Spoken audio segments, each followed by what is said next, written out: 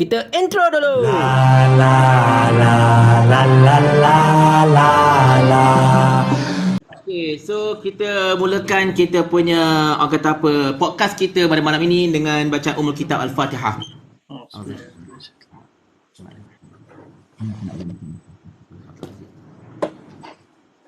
Bismillahirrahmanirrahim. Alhamdulillah assalatu wassalamu ala Rasulillah wa ala alihi wa sahbihi wa man wala. Amma ba'd. Subhanaka la ilma lana illa ma 'allamtana innaka antal hakim. Rabbi shrah li sadri wa yassir li amri wahlul 'uqdatam min lisani yafqahu qawli.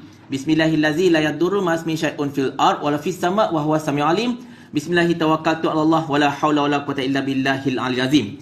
Inna hadza la rizquna ma lahu min afad. Allahumma a'inna 'ala rizqika wa syukrika wa husni ibadatik. Assalamualaikum warahmatullahi.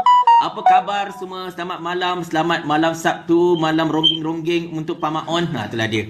Okey, sebelum saya nak meraihkan kehadiran rakan-rakan kita malam ini dan terutamanya tetamu jemputan kita, saya nak tunjuk sebenarnya saya tidak bersorangan. Hari istimewa sikit kerana hari ini saya sedang live bersama-sama dengan sahabat-sahabat PAS Petaling Jaya.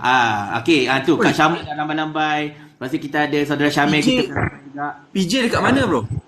Kita orang dekat Taman Medan sekarang. Datang sikit, datang. Boleh minum. Saya sewa rumah dekat SS1 tau. Kita punya bilik gerakan dekat SS1, dekat je. SS1 lah, jalan kaki sampai. Tu kesannya. Saya dulu pernah kerja kat SS2. So, kita tahu lah SS1 tu kat mana. Saya dulu kerja Shakey's dekat SS2. So, kenangan saja. Sangat dekat.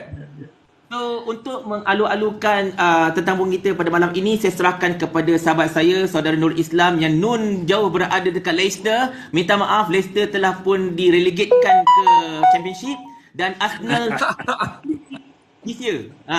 So next year menu dia. Tak ni dua menu ni. Aku seorang nak Arsenal. Alhamdulillah kita sama-sama menu. Baik. Terima kasih YB, Syed Saddiq. Panggil Saddiq lain kali, senang sikit. Alright, Saddiq. Kita sangat menghargai ruang yang Saddiq beri pada kita untuk bersama dengan rancangan kita pada malam ini. This is the first time YB Saddiq kita panggil tokoh yang bukan affiliated to PN or PAS. So this one, you are the first one lah sebab kita I'm honored. Senior saya daripada UIA. Suara anak muda, suara alternatif orang yang bukan daripada PN tu kita nak dengar juga. And kita nak bagi peluang kepada penonton-penonton kita lah untuk bertanyakan soalan-soalan ataupun dapatkan penjelasan ataupun beri pandangan. So ini adalah ruang untuk penonton kita berinteraksi dengan Saddiq.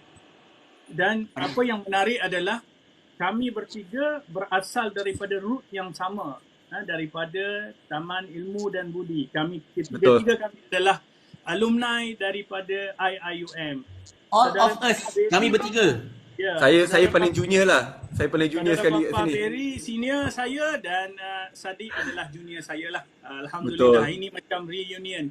So saya minta kepada semua yang mendengar, tolong share kita punya live pada malam ini. Panggil kawan-kawan alumni kita, ramai-ramai pun boleh masuk dan juga yang lain-lain. Ataupun ada komen tu, saya pun IIUM, cantik IIUM.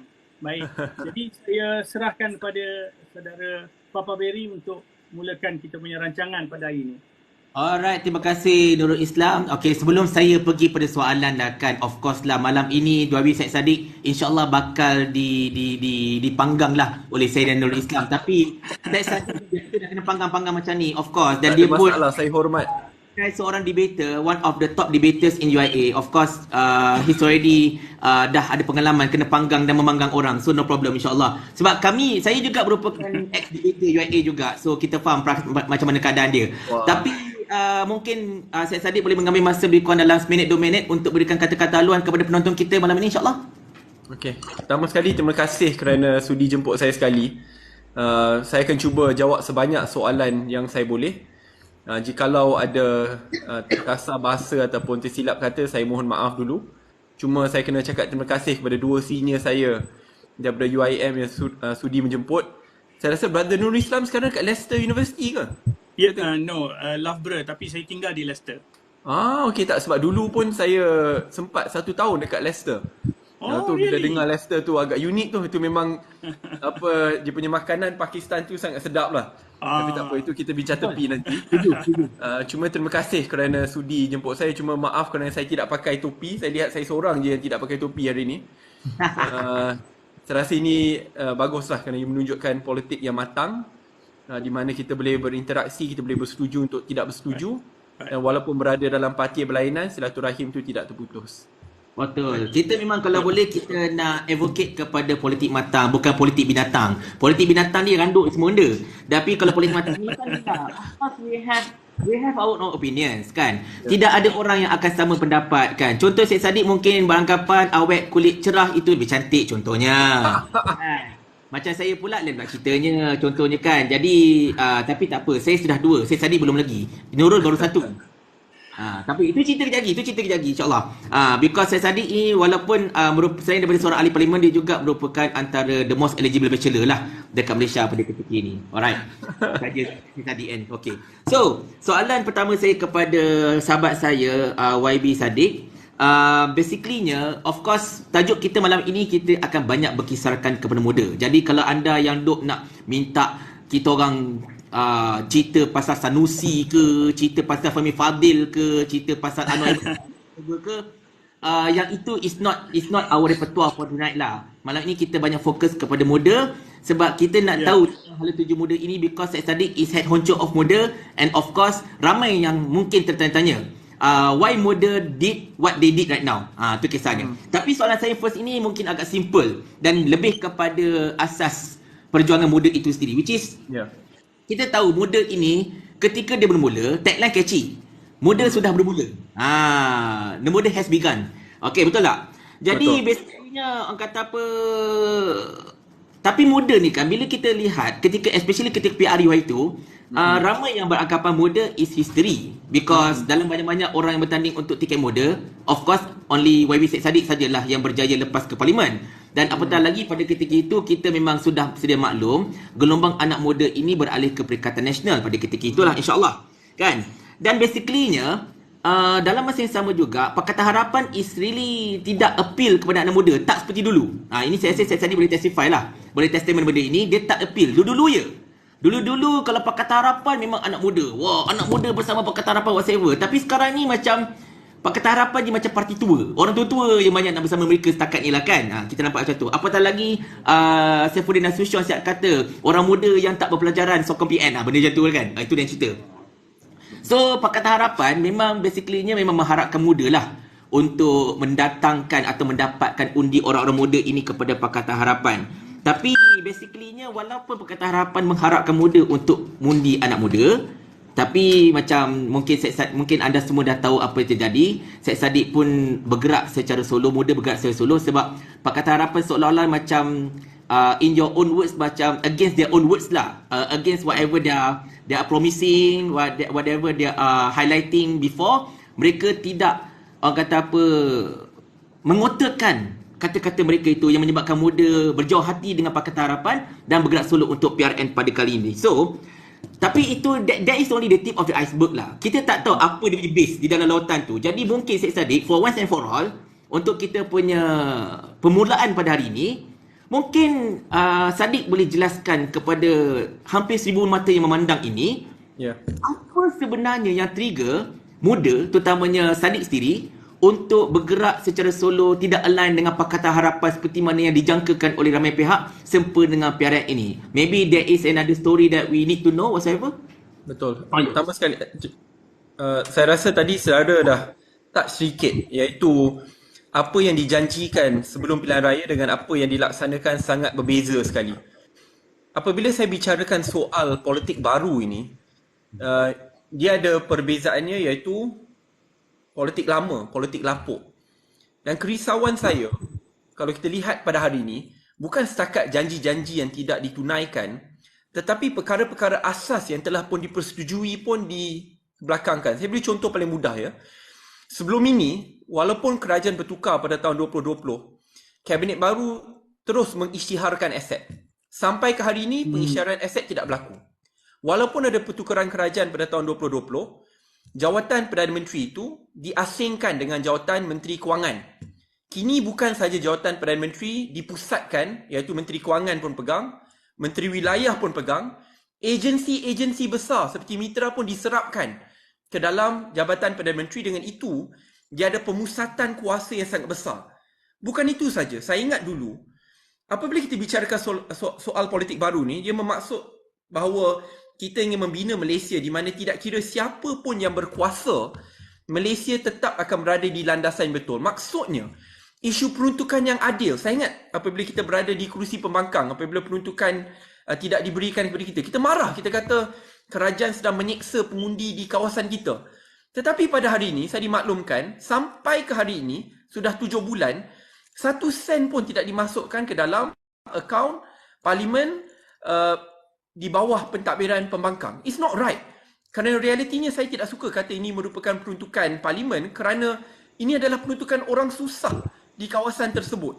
Dan jikalau mereka tidak dapat peruntukan ini, maksudnya ibu tunggal, ibu tinggal, anak-anak muda yang berlatar belakangkan keluarga susah tidak akan dapat bantuan yang dijanjikan. Dan ini politik lama, politik toksik, politik divisif yang akhirnya menyebabkan jurang di kalangan orang kaya dan miskin paling teruk. Tetapi yang lebih merisaukan saya, akhirnya dia jadi politik toksik dan divisif di mana sukar untuk kita cari jalan tengah. Kerana kita dah saling benci, kerana akhirnya kamu buat ini kat saya, pada masa depan saya akan buat ini kepada kamu juga. Dan ini politik lama. Saya tidak berhenti kat sini saja. Isu asas seperti Akta Pendanaan Pilihan Raya ataupun Political Funding Act, ini benda asas. Kerana sebelum ni kita katakan kita ingin pastikan bahawa politik tidak dikawal oleh segelintir golongan elit. Tetapi pada hari ini, Akta Pendanaan Pilihan Raya pun tidak ingin dilaksanakan. Walhal, draftnya dah ada. Saya ingat apabila saya berjumpa dengan Datuk Seri Wan Junaidi, ya, Menteri di Jabatan Perdana Menteri sebelum ni, kata draft ni sudah ada. Dia tunggu ingin nak dibentangkan, tetapi masih tiada. Akhirnya politik jadi macam mana? Golongan elit boleh mendekati semua parti politik, tidak kira kerajaan ataupun pembangkang, dan tidak kira siapa yang bentuk kerajaan. Akhirnya ia ada seperti a form of political capture, terhutang budi kepada mereka, dan akhirnya sukar untuk kita pecahkan apa-apa monopoli, oligopoli, dan akhirnya rakyat juga yang susah. Kalau saya nak ulas satu persatu ia agak panjang, tetapi rumusannya mudah. Apa yang dikatakan sebelum pilihan raya dan apa yang dibuat sangat berbeza. Tetapi lebih merisaukan apa yang telah dilakukan sebelum ni, yang dah dikira good practice, seperti pemisahan jawatan Perdana Menteri dengan Menteri Kewangan, pengisytiharan aset, itu pun telah dikebelakangkan. Dan saya sangat risau kerana ini akan menyebabkan trend politik yang makin lama makin teruk. Tidak kira siapa yang bentuk kerajaan, akhirnya ini akan jadi praktis yang baru, pemusatan kuasa di mana kita cuba untuk tekan pihak lawan, dan akhirnya sistem politik itu jadi sistem politik yang lapuk. Sebab itu mara ke hadapan, saya rasa sudah tibanya muda untuk bina kita punya pengaruh yang tersendiri. Walaupun susah, kita akui kita perlu ukur baju di badan sendiri. Pilihan raya negeri ini teramat susah, tapi tak apa. Kita pun muda, kita akan buat kesilapan, kita boleh belajar daripada pengalaman yang akan kita lalui. Kita ada 10-20 tahun yang akan datang. Tapi saya nak bertanding secara sihat, dan saya berharap rakyat akan menghantar wake up call yang jelas supaya mereka yang duduk di tahta kuasa tidak lalai dan tidak lupa akan prinsip mereka, perjuangan mereka, hanya kerana mereka sudah terlalu selesa berada di tahta kuasa di Putrajaya. Sebab itu wake up call ini wajib dihantar kepada mereka. Okey, memang satu orang kata penjelasan yang sangat-sangat detail daripada Syed Saddiq, which is konsisten dengan apa yang disebutkan oleh YB sendiri ketika dalam Parlimen, kan, dan konsisten seperti mana disebutkan dekat luar Parlimen dan dalam mana-mana live dan sebagainya. Saya ikuti juga YB Saddiq punya live, punya press conference dan sebagainya, dan of course the same words has been uttered lah by you, dan saya menyanjung tinggi konsistensi anda dalam hal inilah. Cumanya itulah, bila anda bercerita tentang berkenaan politik tua dan sebagainya, dan itu menyebabkan anda berjauh diri daripada Pakatan Harapan secara asasnya dan Menteri Solo, dan satu soalan yang paling besar lah yang akan ditanyakan oleh ramai orang, iaitu apa direction you terutamanya untuk parti muda ini ketika pilihan raya PRN ini? What is your direction? Dan maksudnya kat sini lah, adakah anda memang basically akan berharap untuk menyertai mana-mana gabungan? Because kita tahu sebagai sebuah parti yang boleh katakan kecil, muda, kan, memang kata apa, nampak difference tu agak sukar bila mana kita ada dua blok yang besar, iaitu dalam hal ini Pakatan Harapan Barisan Nasional dan juga Perikatan Nasional. Jadi muda ini banyak orang akan budget, okay, whether you are going to join either one. So what is the direction of muda after this? Whether you want to join either block or maybe you nak stay sebagai third force atau macam mana? Ya. Apabila kita menyertai pilihan raya negeri ini, kita telah pun mendaftarkan niat untuk bertanding sebagai blok ketiga, di mana kita tidak menyertai blok PH ataupun PN dan kita akan bertanding dengan sihat.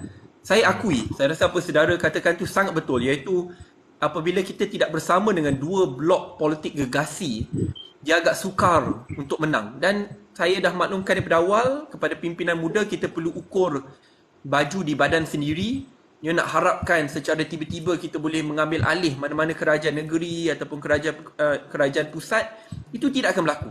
Tetapi lebih baik kita fokus, kita tidak bertanding di banyak tempat. Kita pun telah umumkan maksimum kita bertanding di 10% jumlah kerusi secara total, ada 240, itu maksimum. Tapi besar kemungkinan kita tidak akan cecah pun 10% ini. Tetapi untuk kita menghantar isyarat ataupun wake up call ini, saya rasa tidak ada keperluan pun untuk kita bertanding di semua 200 kerusi. Dan realitinya muda tidak ada kewangan yang agak besar untuk bertanding di semua kerusi. Tapi saya rasa ini adalah platform yang terbaik untuk kita melatih pimpinan muda supaya mereka ada pengalaman dalam pilihan raya. Ini juga merupakan platform untuk kita memaklumkan kepada rakyat berkenaan soal politik baru yang ingin kita bawa, politik dasar, penambahbaikan yang ingin kita bawa. Supaya walaupun menang atau kalah, kita dapat mengiklankan mengapa kita menyertai dan apa hala tuju negara yang ingin kita bawa. Dan menang atau kalah tak apa, kita belajar, we move forward. Tapi kita perlu realistik dalam bab ini. Kerana akhirnya kerisauan saya kalau kita hanya ikut membuta tuli, ya, membisukan mulut, membutakan mata, memekakkan telinga, akhirnya kita pula yang terpalit. Kerana bila saya turun ke Muar, memang dekat kawasan saya ingat selepas kerajaan tertubuh, saya ingat penyokong-penyokong saya ni, ya, kerana Muar ni, kena ingat, Muar ni agak unik, dia kawasan 70% majoriti Melayu, separuh bandar ke luar bandar. Dan mereka katakan, jangan gadai prinsip hanya kerana jawatan, jangan gadai prinsip kerana kuasa. Takkanlah sudah lupa dulu kamu ingin lawan kleptokrat, kini kata lain. Takkanlah dulu kamu bersuara dengan lantang soal LCS, kini kamu membisukan mulut kerana sudah lena dengan kuasa. Takkanlah dulu kamu ingin perjuangkan politik yang berprinsip, kamu ingin perjuangkan isu politik dry partisan yang matang, boleh berjumpa, bantu institusikan, ya, peranan pembangkang. So ini perkara yang sangat dekat dengan hati saya. So apabila mereka bangkitkan isu ini, sedar atau tidak sedar, saya perlu dengar. Kerana ini adalah keluh kesah rakyat biasa yang tidak berkuasa, tidak mengharapkan apa-apa jawatan ataupun kontrak. Sebab itu saya rasa isu ini isu yang sangat penting. So hala tuju muda untuk harapan adalah untuk blok ketiga. Dan saya rasa kita pun perlu membina kekuatan. Kita kena bina kita punya kekuatan sebelum kita bincangkan soal blok-blok politik yang lain. Kerana kita perlu buktikan kepada diri sendiri dan kepada rakyat bahawa kita ada value untuk dibawa ke dalam politik negara tercinta kita. Okey, Sadiq, sebelum Nurul Islam tanya soalan dia, saya just nak tambah sikit soalan saya tu. Sebagai tahu PSM pun blok 3 kan, Parti Sosialis, NPRM. So, is there any kind of discussion or maybe mesyuarat apa-apa ke untuk you all combine forces atau macam mana? Ya. Sejujurnya ada, kita telah berjumpa beberapa kali. InsyaAllah pada esok kita akan umumkan sesuatu dalam sidang media. Saya tidak dapat maklumkanlah dalam forum ini sebab saya tidak boleh mendahului pimpinan PSM dan muda. I'm a party man dan esok akan diumumkan. Dan insyaAllah akan ada perkembangan yang baik. Dan biar kita bertanding secara sihat untuk kita bangunkan negara tercinta. Alright. Baik, terima kasih Papa Berry. Okey, saya nak straight kepada soalan yang saya kebetulan ada orang tanya tadi di komen. Dia kata Sadiq, dia kata muda sekarang kata nak third force. Tapi before this try hard untuk communicate dengan PM, kata PM tak layan dan sebagainya. Seolah-olah sebelum ni you guys cuba juga sebenarnya nak cari ruang untuk berada dalam pakatan PH, tapi disebabkan tidak dilayan, that's why you guys pergi ke third force. So ibarat orang kata apa, habis madu sepah dibuang lah you all ni. So mungkin ada penjelasan sikit tentang tu, Sadiq. Ya. Sejujurnya apabila kita memohon untuk berjumpa dengan Yang Amat Berhormat Perdana Menteri, dari awal saya dah maklumkan isu utama kami adalah untuk mendapatkan reforms yang telah dijanjikan. Dari awal saya dah maklumkan tiada masalah tidak ada jawatan, tidak ada masalah jikalau isu rundingan kerusi itu ada masalah. Kerana jikalau Perdana Menteri ataupun Kabinet ataupun Kerajaan Perpaduan dapat menunjukkan dalam tempoh masa 1 tahun Syed Saddiq, kita akan berikan 20 konsesi daripada sudut pembaharuan dasar, internship berbayar, akta pendanaan politik dan pilihan raya, pelaksanaan manifesto. Ya betul, semua itu. Saya pun, saya kena jujur, saya ni anak muda, banyak pimpinan muda pun baru, kurang pengalaman. Tapi tunjukkanlah bahawa ada serius dan komitmen untuk lakukan perkara ini. Bukan dulu nak lawan rasuah, sekarang kini bersekongkol dan menangguhkan kes. Orang terbesar sampai indefinitely, maksudnya ditangguhkan kita tidak tahu sampai bila. Saya boleh bayangkan perkara ini kalau dilakukan sebelum pilihan raya yang lepas, dah ada protes kat jalan raya setiap hari.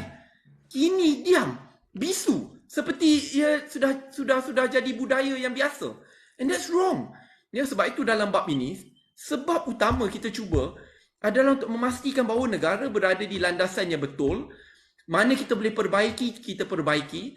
Tetapi ini lebih kepada soal politik dasar. Dan dalam bab ini dia sangat dekat dengan hati saya, kerana saya ingat apabila saya bincangkan isu undi 18 pun, saya berjumpa dengan semua presiden parti, saya yang terbang pergi negeri ke negeri, berjumpa dengan MB, Ketua Menteri, CM, pujuk cari jalan tengah, yang mana kita boleh runding, kita runding. Dan masa tu pun orang kata, kenapa you nak tunduk? Ada yang sampai kata, kenapa kamu nak melutut kepada mereka, biarlah diorang datang kepada kamu. That's not right. Ini kalau politik bipartisan ni, dah lah saya anak muda, perlulah tunjuk hormat kepada orang yang lebih tua. So saya ingat selepas pertukaran kerajaan pada tahun 2020, selepas gerakan Sheraton pun, saya ingat saya menggagaskan idea confidence and supply agreement untuk cari jalan tengah, supaya tidak adalah politik yang sangat divisif dan toksik. Tapi kalau kita dapat reforms dan komitmen itu, insya-Allah kita dapat stabilkan keadaan. Tetapi malangnya pada masa tersebut tidak dapat. Tapi Datuk Seri Ismail Sabri selepas itu terus buat sistem MOU yang agak sama dengan sistem CSA. Tapi inilah cara untuk kita runding. Runding akhirnya dia bukan soal kecewa, soal jawatan. Kalau fikirkan soal jawatan, saya mungkin saudara lebih tahu saya dulu. Bila berada dalam satu, bukan saja jawatan menteri yang ditawarkan untuk saya kekal, setelah itu jawatan pengurusi GLC, tetapi ini bukan soal jawatan. Saya pun muda lagi, banyak lagi nak belajar, kesilapan pun saya ada buat dan saya perlu tambah baik diri saya dan kualiti khidmat. It's okay. Saya pun baru umur 30 tahun, there's a long way to go. Tetapi kalau daripada umur muda dah korbankan prinsip kerana berada dalam kuasa, kerana ada kuasa, itu salah. Sebab itu dalam bab ini, kita dah mencuba untuk berunding, kita dah cuba untuk reach out. Nak cakap saya kecewa ke atau menyesal kerana dulu bantu yang dah lepas-lepas, tapi saya nak maju ke hadapan bersama dengan pimpinan muda. Kita latih diri kita supaya kita dapat tingkatkan kualiti khidmat masing-masing. Baik, saya nak ambil point yang Saddiq sebut tadi. That means selepas pilihan raya, Saddiq telah berusaha untuk bertemu dengan PM dan kerajaan untuk memaksa ataupun mendesak mereka melaksanakan janji-janji, dasar-dasar yang dipromiskan, tetapi tidak dilayan. Wow. Saya terkejut ni. That means apa yang kita dengar pada hari ini, yang rakyat kecewa, janji-janji tidak ditunaikan, pelbagai alasan diberikan, rupanya tidak ada usaha daripada pihak kerajaan dan juga PM untuk laksanakan. Jadi ini satu benda yang mengejutkan kita lah pada hari ini. Baik, kita pergi kepada muda balik. Kita masuk balik kepada muda. Semalam saya ada tengok muda mengisytiharkan 4 orang calon, semua muda belaka. Okey, jadi kenalah dengan nama muda kan. Baik, jadi kita tak boleh lah, kita bekas muda. Kita punya ahli paling tua umur 92 tahun so okey saja. Oh really? Makcik pun umur 92 tahun. Ada age limit. Tak ada, tidak ada age limit. Muda ni akronim. Dia terbuka kepada semua. Bukan sebab nama dia muda Muda bin something bukan? Tidak. Orang Terengganu banyak nama muda. Betul. So Sadiq, semalam 4 calon. Alright. So then you sebut tadi not more than 10% lah. So kita nampak sebenarnya muda tidak akan memerintah mana-mana negeri. That one is confirmed. Kita faham. perlu akui, Kita juga terima penjelasan Sadiq tadi. Baik. Let's say lah in election PRN ni muda berjaya menang beberapa kerusi. So after pilihan raya, tadi kita cerita sebelum pilihan raya, sekarang ni kita cerita selepas pilihan raya. What is your next move? Adakah dengan kerusi yang dimenangi itu akan dijadikan bargaining chip untuk masuk ke dalam kerajaan negeri, ataupun akan kekal sebagai pembangkang, ataupun akan jadi third force dalam dewan-dewan undangan negeri pula? Silakan. Sejujurnya apabila kita menyertai pilihan raya ini dan kita tidak bertanding di banyak kerusi dan kita telah pun mendaftarkan niat supaya kita ingin menjadi pembangkang yang berwibawa ataupun people's opposition, so kita perlu bersedia untuk jadi sistem semak imbang yang baik bagi rakyat. Tetapi jikalau ada situasi yang agak unik di mana tidak ada sesiapa yang boleh membentuk kerajaan, walaupun fokus utama adalah untuk kekal jadi sistem semak imbang tersebut, tetapi mungkin boleh ada confidence and supply agreement contohnya. Tetapi cara kita nak berunding bukan soal jawatan dalam kerajaan. Kita kalau boleh beristiqamah di pembangkang, kekal sistem semak imbang tu kita akan kekalkan. Tapi yang kita mahukan adalah secara jelas mudah akan letakkan 10 ke 20 konsesi daripada sudut penambahbaikan dasar. Sebagai contoh, kalau di peringkat negeri, semua MB, Exco perlu isytiharkan aset. Kita perlu pastikan lantikan-lantikan GLC itu tidak dibuat sekadar untuk tujuan habuan politik. Kita nak pastikan bahawa ada hadkan tempoh pemerintahan dekat peringkat negeri. Kita nak pastikan bahawa projek-projek besar contohnya perlu dibahaskan di dalam Dewan Undangan Negeri dan tidak diluluskan hanya oleh Menteri Besar dan Exco-nya. Ini contoh-contoh. Kita nak adakan akta pendanaan pilihan raya ataupun politik di peringkat negeri yang boleh kita mulakan sendiri. Sebab saya rasa perkara ini, sejujurnya saya dah berjumpa, saya ingat contoh saya start dengan perkara akta pendanaan pilihan raya. Saya berada dalam satu jawatan kuasa dengan Ketua Pemuda Perikatan Nasional, jikalau saya tidak silap, YB Fadli Syari, my good friend. Dan saya rasa dalam banyak perkara kita bersetuju. Dan mana saya rasa kita dapat menggunakan usaha dwai partisan untuk menambah baik sistem demokrasi negara, wajar kita lakukan bersama. Dan ini perkara yang saya nak ketengahkan dan lihat siapa yang boleh bersetuju. Mungkin kalau tidak dapat 20, dapat 10, tapi saya nak lihat siapa yang betul-betul serius ingin membawa penambahbaikan dari sudut institusi dan penambahbaikan dasar. Dan kita akan kekal untuk jadi sistem semak imbang, the voice of conscience for the people. Baik. Terima kasih. Bagi mereka yang saya perhatikan tau chatting dekat bawah ni Syed Saddiq kan, dan juga Nurul, ramai yang memberikan kata-kata semangat kepada Syed Saddiq dan muda. Dan of course ada yang memberikan semangat itu pun ada di antara orang Perikatan Nasional memberikan semangat, okay go ahead, no problem kan. Dan tidak kurang juga yang meminta Syed Saddiq untuk consider untuk bersama-sama Perikatan Nasional, which is yang itu saya entirely serahkan kepada anda. Anda memang seorang yang sangat-sangat bright, you know what to do whatsoever kan. Dan of course saya Nurul, of course kita akan gunakan kita punya pengaruh lah, senior. Nah, jangan tak dekat senior. Tapi banyak juga komen-komen yang saya rasa komen yang saya kira sangat biadab lah daripada anak-anak papa terutamanya kan. Ada yang mempertikaikan Syed Saddiq ini akan habis deposit lah, apa tu, jangan jadi one-on macam-macam lah. The thing is tuan-tuan, kepada anak papa sekalian, inilah namanya politik matang. Syed Saddiq masih tidak bersama dengan kami, of course. Dan saya pun tidak tahu adakah selepas ini dia akan bersama kami ataupun dia akan menjadi seteru utama kami. Kami tak tahu. Tetapi dalam hal ini, kita kena menjadi matang. Syed Saddiq boleh jadi testament. Ahli parlimen dekat parlimen sana itu, walaupun mereka duk bertekak-tekak sampai terkeluar anak tekak dalam dewan, masa rehat, minum teh satu meja. Dia boleh sama. Yang korang kat bawah nak provok-provok dah tu kenapa? Apa masalahnya? Itulah kita nak cuba ubah tuan-tuan. Dari politik binatang nak ubah kepada politik matang. Tak guna kalau hisap rokok berbatang-batang tapi tak matang. Depan tu lagi.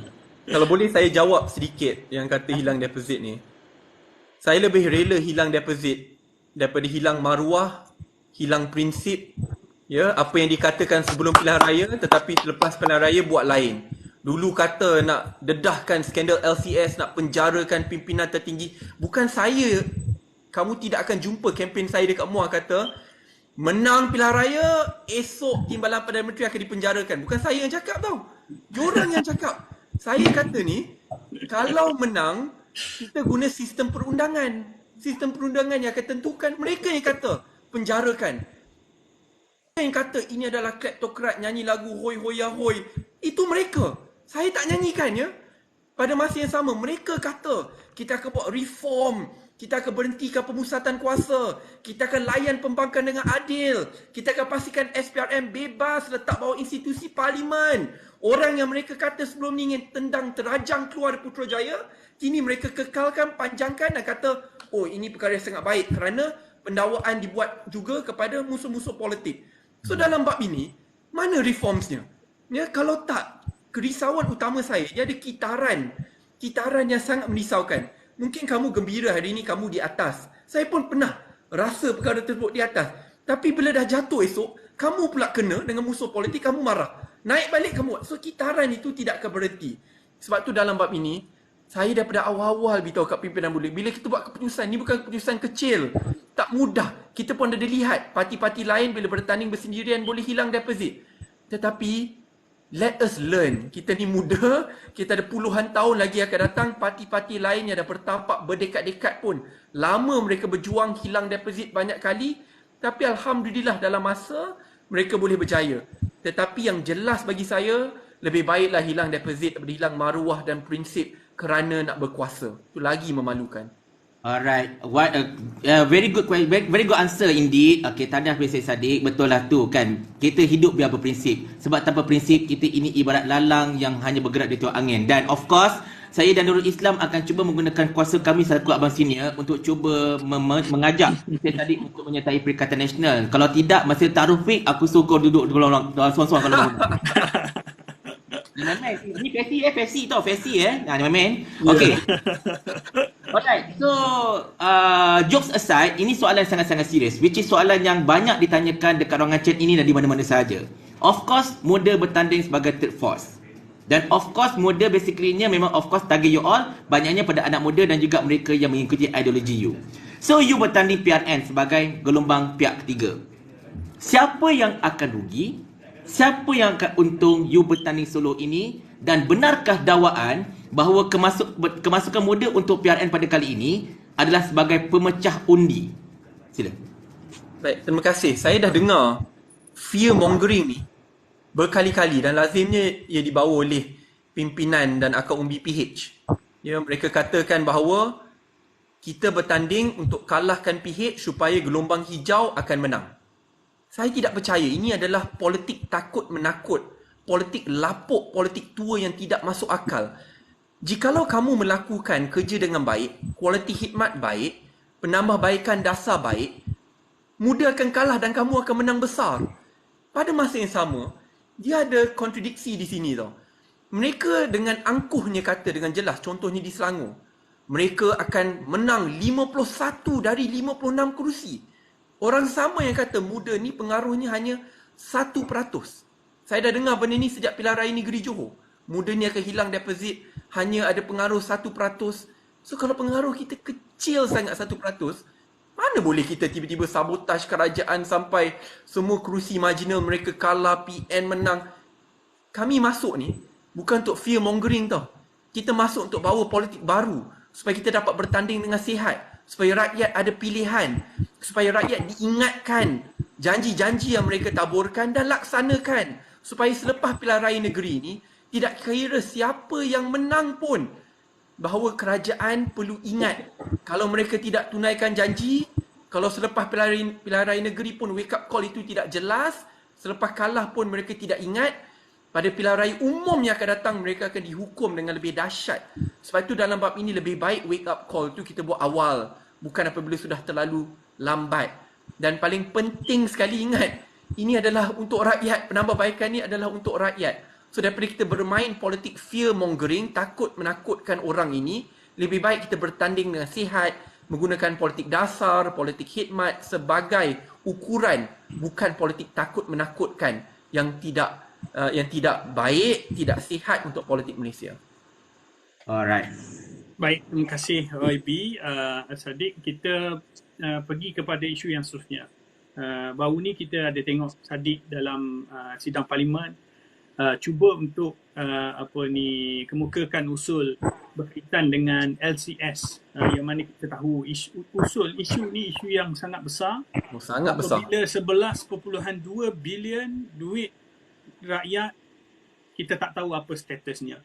Daripada 6 kepada 5 kapal, dan kemudian dah masuk SPRM juga, dah siasat, dah dibicara ditengok oleh PAC dan sebagainya. Tetapi sehingga ke hari ini masih belum ada apa-apa progres yang jelas, kapal yang dah siap, dan lebih malang lagi, yang terlibat sebagai Menteri Pertahanan pada ketika itu adalah our TPM, who happens to have 47 corruption charges sekarang ni kan. Jadi sebagai seorang TPM yang ada kait dengan LCS, dan kemudian Parlimen pula tolak usul YB ni, so ada something yang kita rasa serius yang perlu dibicarakan. Jadi something yang dia nak sembunyikan. Jadi mungkin YB komen sikit pasal isu ni dan bagi penjelasan kepada kita punya pendengar.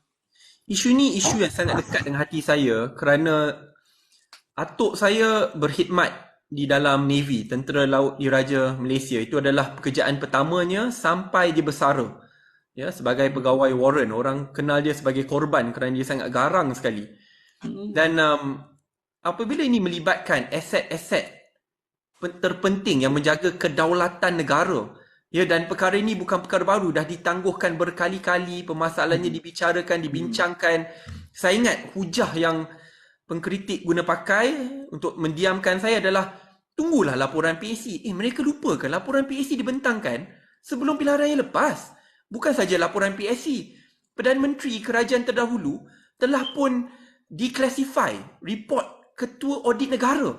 So data-data dah ada dengan jelas, masalahnya telah pun dibentangkan dan siasatan dibuat oleh SPRM. Dan apabila saya minta maklum balas, jawablah.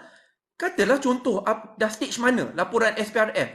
Ada ke tindakan untuk menyembunyikan atau membela beberapa politik elit supaya kerajaan stabil, supaya tidak terbongkar masalah lebih besar? Ini perlu jawab. Dan bukan itu saja. Saya ingat dulu, ya Allah, saya rasa saudara-saudari pun tahulah, sebelum pilihan raya, mereka kata ini isu politik paling besar, isu nasional, lebih dahsyat dari 1MDB.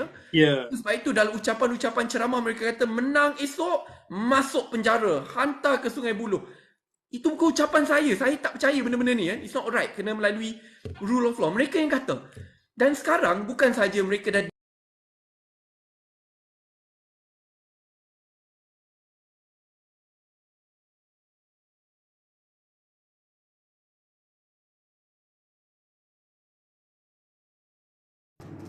Oi, Awsal? Audio ada problem. Audio tak ada. Audio dia kena sekat ke? Tak ada. Percubaan invite. Okey, kita tak invite dua orang ni. Dah kena sampai. Ada yang kena ban ke? Kena ban ni. Wey, kena report ke? keluar sekejap. Alah. Manjalah korang ni. Kita cerita tentang benda-benda macam ni, kita nak ulas isu report. Macam mana sampai bila kita dapat politik yang benar-benar matang, politik yang menjunjung kebebasan bersuara, perkara 10 artikel Perlembagaan Persekutuan. Macam sampai bila saya Sadiq, betul tak Sadiq? Kan? When we want to talk, you want to silence us. Apa cerita ni bang? Ya. Sebab tu saya Sila. teruskan isu LCS ya. Saya teruskan sedikit. Sebab itu isu ni saya tak lihat sebagai isu yang kecil dan rakyat sedang memerhati, rakyat sedang lihat kerana rakyat ingat apa yang kita janjikan sebelum pilihan raya, khususnya dalam bab pendedahan besar-besaran. Lagi sekali, bukan saya yang dedahkan bahawa ini melibatkan, ya, contoh Timbalan Perdana Menteri pada hari ini yang dulu membuat keputusan berkenaan isu LCS. Bukan saya, diorang, ya. Dan diorang yang buat tuduhan-tuduhan yang sangat jelas. Tapi kini terus bisu, ya. Dan saya rasa ini sangat mengecewakan, kerana kalau serius ingin lawan rasuah, jangan kita hanya ingin lawan rasuah apabila ia berpihak kepada kita, apabila ia boleh membawa sokongan politik. Tetapi apabila ia memudaratkan kuasa yang kita pegang, kita bisukan mulut. Itu bukan lawan rasuah, itu namanya gadai prinsip. Ya, saya teringat apabila dalam salah satu sidang parlimen, Perdana Menteri ketika itu dalam dia punya PM question session tu, dia bercakap berdegar-degar tentang lawan rasuah, tapi di sebelah dia adalah timbalan Perdana Menteri lah. Senyum je kawan tu. Jadi saya rasa apa yang Sadiq sebut tadi memang tepat sekali, dan saya yakin kita punya pendengar dan juga rakyat Malaysia terutamanya memang mahu melihat isu ini dibicarakan, dibawa ke muka pengadilan, sebab jumlah duit yang terlibat dalam kes ini sangat besar. Ya. Jadi terima kasih YB atas jawapan tadi. Brother, kalau boleh saya ingin jawab beberapa soalan. Saya rasa soalan paling mustahak lah yang berulang, dan saya perlu terima kritikan dengan hati yang terbuka. Mereka kata, Sadiq, mana boleh you bicarakan soal rasuah? You pun ada kes mahkamah. Izinkan saya jawab. Saya rasa ni kena jujur dalam bab ini, dan saya perlu terbuka, dan saya terima kritikan dengan hati yang terbuka. Perbezaannya, saudara-saudari, pertama sekali, saya tak pernah sekali cuba tangguhkan kes saya. Saya tidak pernah hantar surat representasi untuk menggugurkan kes saya. Bagi mereka yang tanya apa kedudukan kes saya, bermula pada bulan 8 tahun lepas, bulan 4 tahun ni dah habis. Sekarang hanya tunggu keputusan. Saya tak minta untuk gugurkan, saya tidak jumpa PM minta untuk gugurkan kes saya, selamatkan. Saya tidak minta kes saya untuk ditangguhkan, ya, sampai tak ada tempoh masa selepas itu. Kamu perlu tanya diri sendiri, adakah pemimpin yang kamu sokong sekarang cuba tangguh berkali-kali, cuba untuk gugurkan kes tersebut, lepas tu nak samakan? Jujurlah kawan-kawan, saya ni melibatkan isu dalaman parti lama saya. So kalau kamu nak bandingkan dengan orang yang dah tangguhkan kes berkali-kali, yang menduduki tahta kuasa, yang sebelum ni Perdana Menteri sendiri kata, sebelum pilihan raya kata, kalau nak pilih saya jadi Perdana Menteri tapi sokong perasuah, jangan pilih saya. Ini maksudnya sebelum pilihan raya dah ada pengakuan bahawa untuk sokong untuk jadi Perdana Menteri, prasyarat yang diletakkan adalah untuk menggugurkan kes. Ini bukan saya yang kata. Ini saya rasa mungkin kawan-kawan pun ingat ucapan tersebut, ya, di mana apa yang dikongsikan di atas pentas politik adalah dia tidak jadi Perdana Menteri kerana tidak ingin melepaskan, ya, tengkuk perasuah-perasuah. Tapi persoalan yang orang akan tanya pada hari ini, apabila sudah membentuk kerajaan, adakah prasyarat sama diletakkan? Adakah pengguguran kes ini akan berlaku selepas pilihan raya, ya? Dan perkara ini saya rasa rakyat memerhati, rakyat melihat, dan lagi sekali sebagai ahli parlimen, ya, backbencher, saya akan hantar isyarat yang sangat jelas. Kamu gadai prinsip, rakyat akan hukum kamu. Kerana jikalau saya mendiam diri, rakyat kat kawasan saya akan humban saya keluar. Sadiq, berkaitan tu, ada orang memberikan alasan kerajaan ni adalah kerajaan yang dititahkan oleh Tuanku Agong, kan? Jadi bila dititahkan oleh Tuanku Agong ni, saya rasa Sadiq mesti bersama ketika the whole process tu. Ya. Dan dalam ucapan baru ni, Datuk Seri Sanusi di Selangor, dia ada sebut, dia kata tidak pernah kita dengar Tuanku kata suruh bentuk kerajaan, titahkan begitu. Jadi Sadiq sebagai orang yang terlibat di situ, mungkin boleh clarify tentang isu ini, dan juga pandangan Sadiq, kalau bersama pun perlu ke orang yang ada kes 47 kes rasuah diletakkan sebagai timbalan Perdana Menteri? Silakan. So ada beberapa soalan. saya cuba ulas satu persatu. Pertama sekali berkenaan soal ini adalah kerajaan Duli Yang Maha Mulia yang di-Pertuan Agong. Dalam bab apa yang dititahkan oleh YDPA, saya kena berhati-hati kerana melibatkan kata-kata daripada YDPA. Cuma yang saya nak gariskan adalah hipokrasi. Apa maksud hipokrasinya? Hipokrasinya orang sama yang sebelum ini menghentam kerajaan terdahulu apabila kerajaan terdahulu turut menggunakan ini adalah kerajaan YDPA. Dulu mereka yang kata ini salah, jangan nak berselindung di sebalik institusi diraja. Tapi pada hari ini mereka menggunakan hujah yang sama, itu je. Itu hipokrasi itu sangat jelas. Sejujurnya, bagi diri saya sebagai backbencher, saya rasa apabila kita cuba berselindung di sebalik Duli Yang Maha Mulia, pertama sekali saya rasa itu not fair lah kan. Sebab akhirnya kita jangan nanti akhirnya kerana tindakan kita ada yang tersalah kata dan akhirnya image Duli Yang Maha Mulia yang terkesan. Sebab itu saya sangat berhati-hati dalam bab ni. Kamu tak akan jumpa lah sebelum ini pun bila saya kritik PN seteruk dan selantang mana pun, sebaik saja kerajaan terbentuk sebelum ni, saya tak pernah lah kata saya ni adalah kerajaan berada dalam kerajaan YDP. Sebab saya sangat berhati-hati kerana saya ingat dulu saya kritik juga PN bila PN kata mereka kerajaan YDP. So saya perlu konsisten dalam bab ini. Itu yang pertama. Kedua, kalau betul kita ni ada sokongan rakyat dan dalam bab ini kita ada sokongan majoriti ahli parlimen, rakyat bersama dengan kita bawa politik pembaharuan yang jelas, saya rasa kita boleh yakin dengan kekuatan kita sendiri. Kita tidak perlu takut atau menggunakan hujah, oh ini hanya kerana titah Duli Yang Maha Mulia. Walhal kita boleh tunjukkan bahawa ini adalah kerajaan yang baik kerana ABCD. Kita berikan hujah-hujahnya, ya. Itu saya rasa lebih baik, ya, daripada kita berselindung. Itu yang kedua. Ketiga, soal pelantikan ini, saya faham sebab itu daripada awal saya kata bab lantikan kabinet adalah prerogatif Perdana Menteri. Tapi sambil ia adalah prerogatif Perdana Menteri pun perlu menjawab juga apabila rakyat tanya mengapa dulu kata lain dan kini buat lain. Dan bab ini saya ambil dengan sangat serius kerana saya adalah sampaikan pandangan saya secara peribadi tertutup berkenaan isu lantikan ini dan sejujurnya out of respect lah isu yang saya bincangkan secara tertutup, saya akan kekalkan kritikan ataupun cadangan saya secara tertutup out of respect towards the Prime Minister. Cuma saya tidak akan lupakan benda ni lah. Saya ingat dulu apabila saya dalam bersatu, sorry ini cerita pendek sedikit. Apabila saya dalam bersatu, dan saya ingat apabila Sheraton tu sedang berlaku, pada mesyuarat terakhir Majlis Pimpinan Tertinggi Bersatu, saya dah berkongsikan pandangan saya dalam bab ni dan saya kata sebab utama saya tidak bersetuju adalah kerana soal prinsip. Ya, saya tidak boleh bekerjasama dengan mereka yang telah pun rakyat tolak. Bukan saja rakyat tolak, tetapi apabila mandat tu telah diberikan, kita perlu pertahankan. Ya, mungkin kita kalah pilihan raya akan datang, tetapi itu di atas ketentuan Allah dan rakyat dan kita perlu terima dengan hati yang terbuka.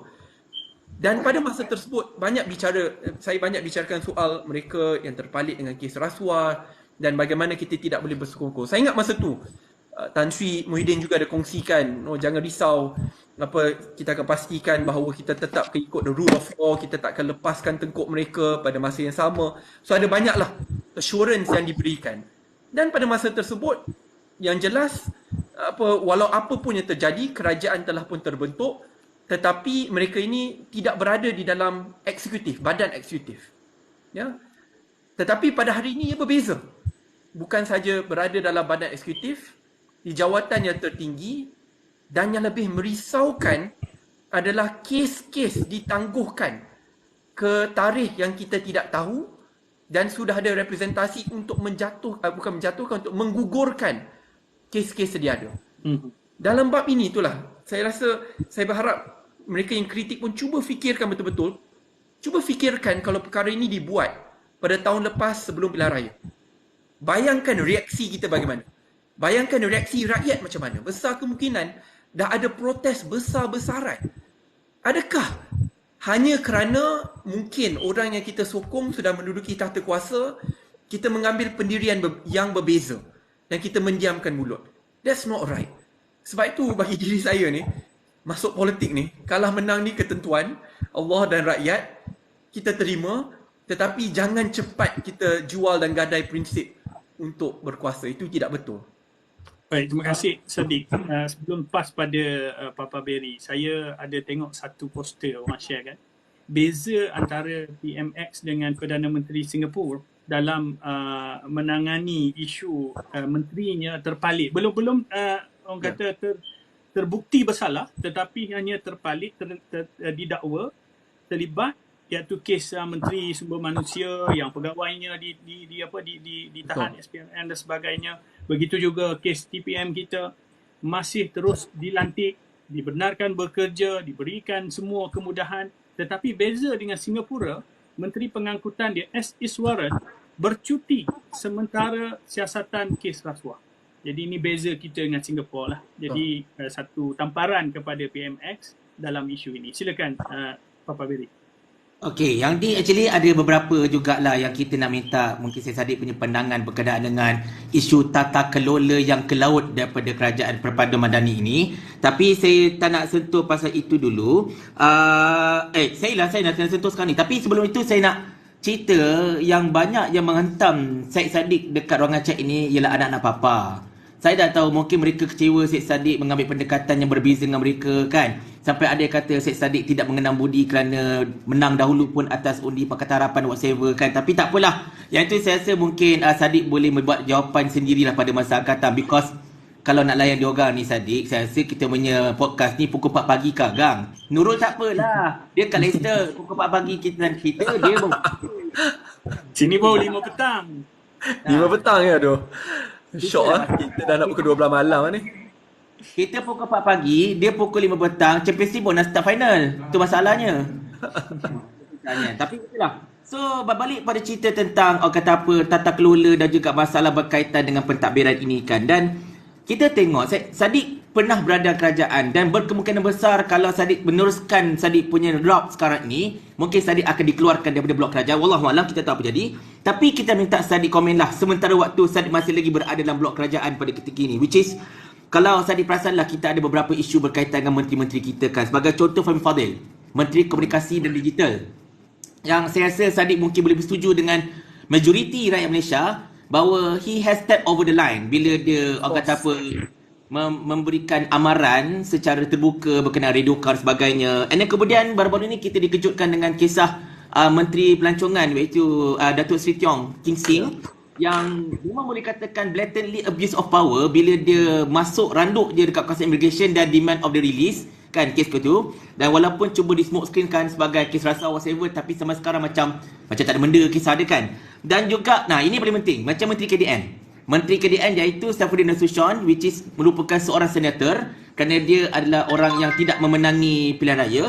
Tapi dia basically-nya macam mengatakan ketika dekat dekat Kedah, dekat Stargate, bahawa dia akan memberikan kelulusan segera kepada untuk permit ceramah kerajaan Madani ini. Walaupun kuasa untuk memberikan permit tersebut bukan kuasa dia. Walaupun dia Menteri KDN, kuasa tersebut terletak di tangan OCPD. Betul tak? Jadi mungkin Sadiq boleh memberikan satu rumusan. Sebenarnya apa yang kerajaan Madani Perpaduan ini nak tunjukkan kepada rakyat dia bila menteri-menteri dia pun banyak buat masuk kepala air macam ni lah. Wallahualam. Sila Sadiq. Saya mulakan dulu dengan YBM Fahmi lah ya. Dalam bab ni sejujurnya saya sangat kecewa kerana saya kenali dia secara peribadi. Dan saya ingat sebelum pilihan raya, di antara pimpinan anak muda yang paling lantang mempertahankan hak untuk mengkritik, kebebasan media, bersuara, dialah berada di barisan hadapan. Tetapi hari ini mungkin kerana ditekan bertubi-tubi oleh cyber troopers pihak PH, dia pun rasa bahawa dia perlu cross the line banyak kali. Tapi cross the line ni meletakkan presiden yang sangat merisaukan. Ini saya beri contoh ya. Sebelum saya ulas isu yang baru-baru ni berlaku, saya ulas isu dasar. Sebelum ni di dalam manifesto Pakatan Harapan telah digariskan dengan jelas bahawa Printing and Publication Act akan dimansuhkan. Bukan itu saja. Akta sakit hati akan dimansuhkan. Kini bukan sahaja ia tidak dimansuhkan, yang lebih merisaukan dekat parlimen baru-baru ni, mereka kata mereka ingin tambahkan hukuman kepada akta sakit hati ni. Cuba kita bayangkan ya, sebelum pilihan raya, banyak aktivis-aktivis, NGO, NGI yang ditahan, ya, kena charge bawa akta ni, yang kita panggil ini adalah akta yang sangat jahat, ya, yang berkenaan sakit hati, terus boleh diambil tindakan. Tetapi bila dah duduk dalam kerajaan, bukan saja dia tak masukkan, dia nak tambah hukuman.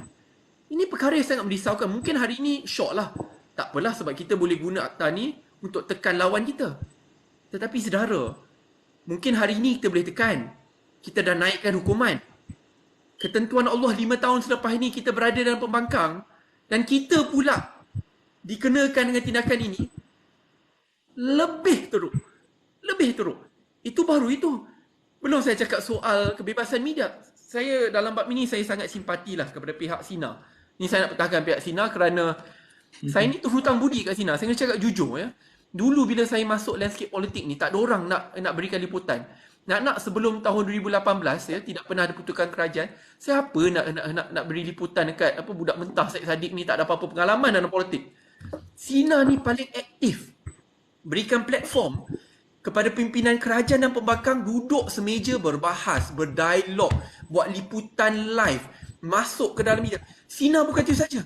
Sina merupakan badan pertama yang ada tabung anak muda pada tahun 2018, saya ingat sebelum pilihan raya. Mana-mana calon bawah 30 tahun, tidak kira parti, BN ke, PAS ke, PH ke, yang bawah 30 tahun akan dia cover duit depositnya. Ni Sina. Selepas pilihan raya saya ingat. Sebab tu Sina agak aktif kritik masa tu kita dalam pembangkang. Ada beberapa pimpinan ya dalam kerajaan kata, oh Sina ni sudah jadi pro pembangkang. Kita tidak boleh berikan sinar iklan dengan kerajaan supaya dia boleh supaya dia tersekat pendapatan dengan kerajaan. Saya pertahankan Sina, saya kata, dia ni bukannya lidah kerajaan tau. Dia ni media ni semak imbang. Kalau tak boleh terima kritikan, ya janganlah masuk politik. Ya janganlah kita nak laungkan kebebasan bersuara, kebebasan media. Ya, dulu bila kita diberikan platform oleh Sina, BN marah, BN panggil Sina ni pro pembangkang, tak ada pun kita marah dengan Sina. So it's not fair. Benda ni is not fair.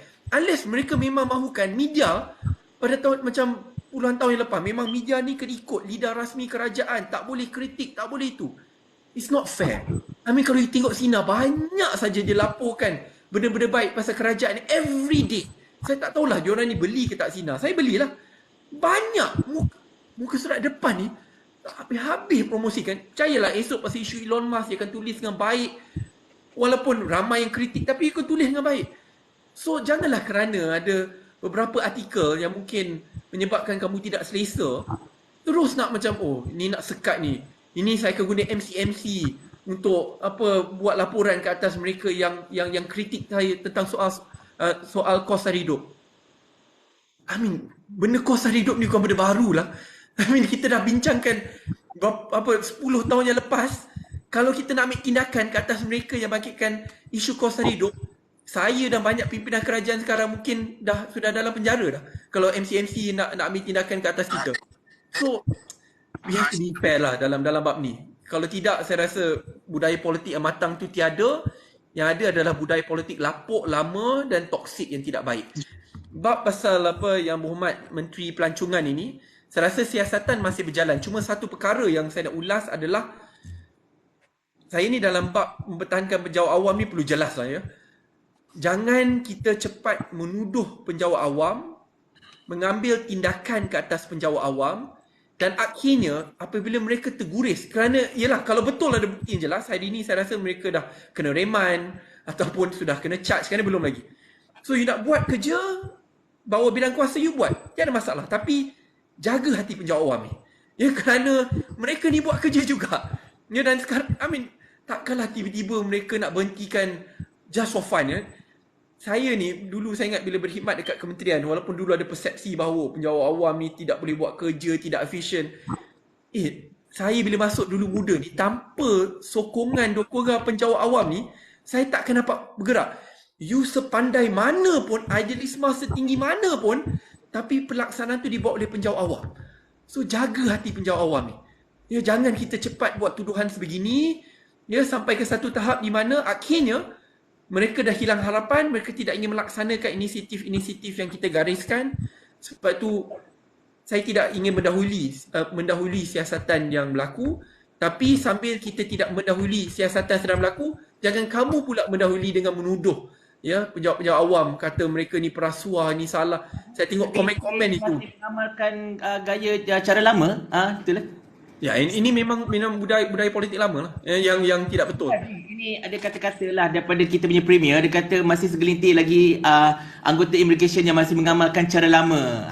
Itulah dia. Implied yang diorang tu ada terima rasuah saver lah. Which is benda ni tak patut lah sebenarnya. Betul tak? Tunjuk bukti lah. Tu dalam bab ini senang je. Tunjuk bukti lah. Kalau ada salah, bawa mereka ke mahkamah, sabit dan tunjukkan fakta dan data. Tu je. Dia Sadiq, the fact that isu rasuah tu isu kedua, kan? Maknanya SPRM akan siasat, polis akan ambil tindakan. So kita biar kat situ. The fact that menteri masuk ke tempat yang dia tak sepatutnya masuk, with or without pass, kita tak pasti.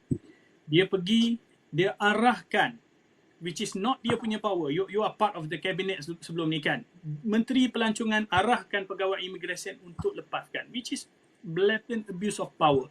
Dia tak boleh buat benda tu. Lebih-lebih lagi melibatkan keselamatan sempadan negara, kan? Jadi pintu masuk negara. Jadi ini dan juga lebih menyedihkan, PM selepas lawatan dia, the next day dia bagi ucapan dengan mengatakan bahawa berlaku rasuah.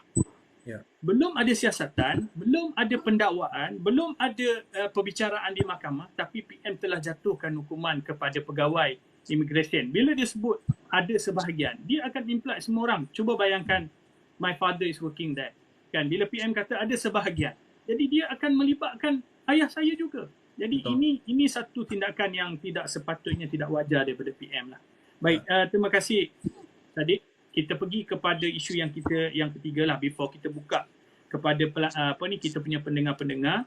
Jadi sambil-sambil tu terima kasih kepada semua yang bagi hadiah, share dan sebagainya. Hari ni kita dapat 2.5 2,500 viewer pada hari ni.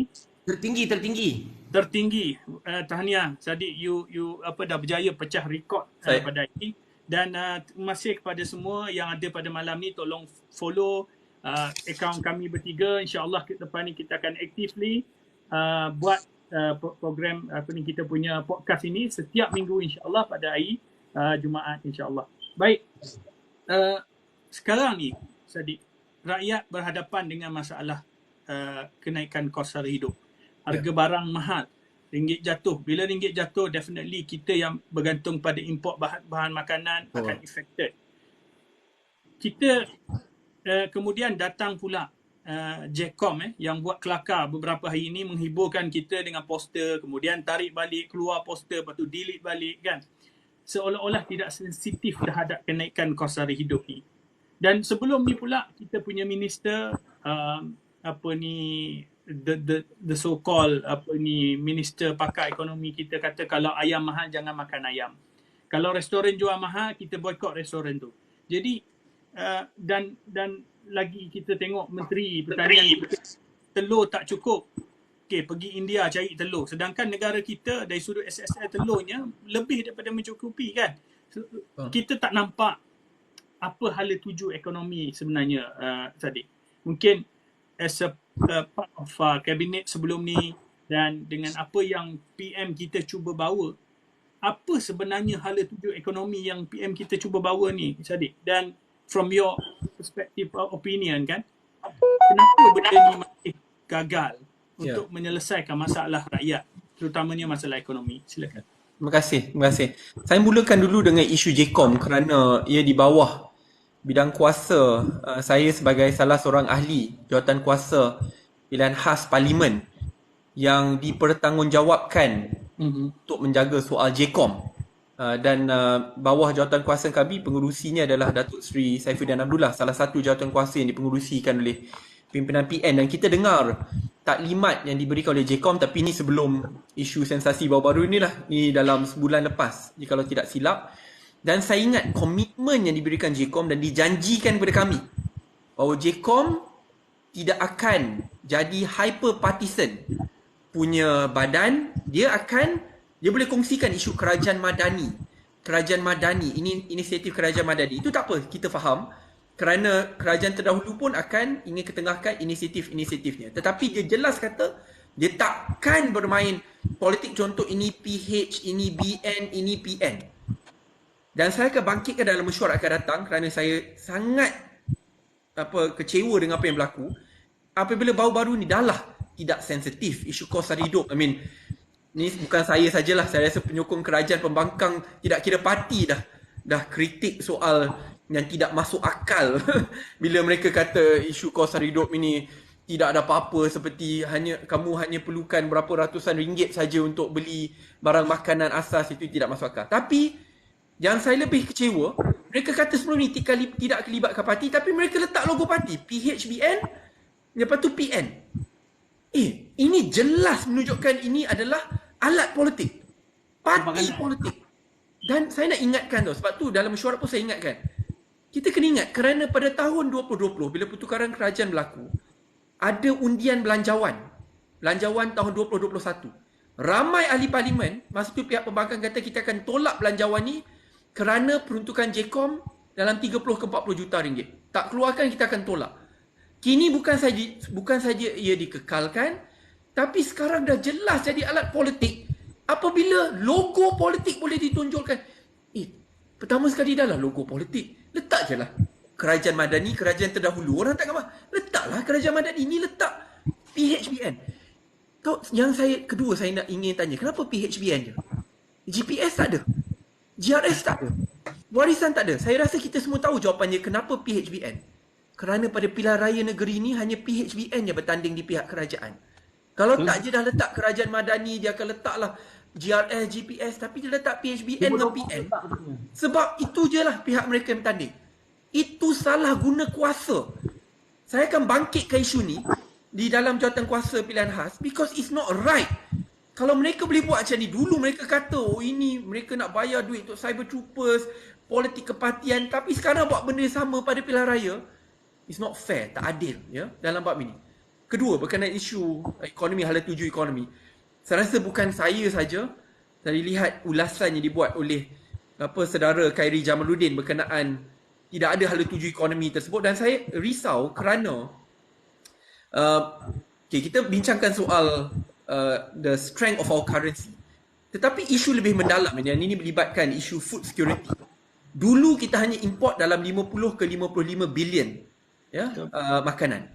Kini dah meningkat ke 70 ke 75 bilion. Peningkatan yang sangat ketat. Apabila kita punya kuatan ringgit kita lemah, kita bergantung lagi kepada negara-negara luar, tidak ada inisiatif yang jelas dan konstruktif untuk menyelesaikan isu food security ini, dia akan berterusan. Dan sebab itu dalam bab ini saya dah maklumkan secara jelas, kalau boleh pimpinan kerajaan fokus on moving forward hala tuju ekonomi, keputusan-keputusan dasar, penambahbaikan dasar, move forward. Nak main politik ni biar pimpinan lain lah. Kalau nak saya jadi backbencher nak buat, okey lah. Tapi dalam kerajaan ni, hala tujunya kena jelas. Bagaimana ingin pastikan bahawa kita tidak bergantung kepada negara luar. 75 bilion dapat kita kurangkan, bukan naikkan. Pada masa yang sama sebelum ni kita kata isu gaji adalah isu utama. Apa yang akan kita buat? Ya? Kita dah dengar isu progressive wage model ni dibincangkan panjang. Wage transparency, wage benchmarking. Banyaklah. Tapi sekarang belum ada lagi. Ya? Dan saya sejujurnya ada kesiankan jugalah dekat YB Rafizi, Menteri Ekonomi, kerana portfolio Menteri Ekonomi kalau kita tengok secara jelas tu je dah hollowed out. Dulu banyak, dulu Felda, Felkra, ada banyak institusi-institusi agensi yang penting diletakkan bawah Kementerian Ekonomi. Sekarang dah tak ada tau. Dia dah diserapkan ke Jabatan Perdana Menteri atau dah pergi ke jawatan lain. So itulah dia nama Menteri Ekonomi kah, tapi banyak agensi-agensi yang penting telah pun dikeluarkan.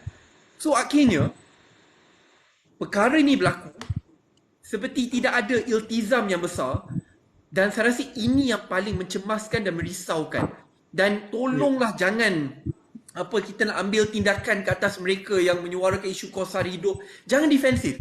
Dalam bab ini saya akui kadar inflasi telah pun berkurangan. We have to be fair. Unemployment rate telah pun berkurangan. Tetapi kita kena ingat the effect, dia akan memakan masa yang panjang. Bukan semua hanya beli barang makan asas yang digariskan. Ada yang banyak yang di luar.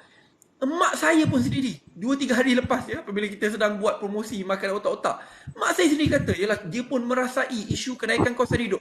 Takkanlah saya nak kata mama penipu, mama pembohong, MCNC ambil tindakan. No. Nanti Fahmi Fazil radio kat kau. rumah. Ya. Hantar radio car ke rumah. Pick up your mum. Itu radio car tu memang jelas salah. Dan sorry, kena ulas ni pandai cocok isu dia, tolong jangan berselindung isu 3. Saya tengok video tu tau. Saya bukannya main komen sebab Malaysia Now komen, tidak. Saya suruh kawan saya hantar video. Bila Fahmi Fazil, minta maaf, Yang Berhormat Menteri Fahmi Fazil ulas tentang isu 3R, itu pada peringkat awal video. Ya, bila dia ulas isu radio car pula, kereta polis akan tunggu di luar rumah, dia tak kata pasal isu 3R ya, very general. Isu 3R jauh lebih awal. So, tolonglah jangan defensif. Jangan tipu, orang boleh tengok video. Ramai orang sudah lihat. Saya pun follow juga. So, it's not fair dalam bab ini ya. Dan ya Allah, ni benda reform paling mudah adalah kebebasan bersuara, ekspresi dengan media. Janganlah sampai benda asas macam ni pun kita nak korbankan. Malulah. Part of buku manifesto mereka. Betul. Kebebasan bersuara dan kebebasan media. Baik, sebelum tu Sadiq, ada beberapa kita punya pendengar ni komen, mungkin dia tak masuk daripada awal. Jadi dia tak dengar yang Sadiq minta kita panggil you, address you as Sadiq kan. Jadi Ya, betul. Sebab Saya lebih selesa macam tu. Dah lah 2 senior. Bila senior lagi dah macam tu. Semua lebih kurang kawan-kawan lah. Ya, betul. Senior saya kat UIA. Ya. Untuk pengetahuan anda, kami bertiga, okey, lagi saya terangkanlah. Kami bertiga ini satu universiti, cuma zaman berbeza-beza. Saya yang paling tua obviously, Nurul Islam di bawah saya tapi di atas saya Sadiq, dan Sadiq adalah junior kami lah. So basically-nya Sadiq kena hormat kami sebab saya adalah Fesi. Baik, apa ni, terima kasih. Baik, berkaitan dengan soalan tadi tu, bila kita bercakap tentang isu ekonomi, isu kegagalan kerajaan yang ada ini untuk menangani kenaikan kos hidup dan sebagainya, isu ringgit jatuh, adakah pada pandangan Sadiq Menteri Kewangan kita ni terlalu sibuk dan tak sempat untuk fokus kepada portfolio dia? Dan apa cadangan saudara untuk menyelesaikan isu tu?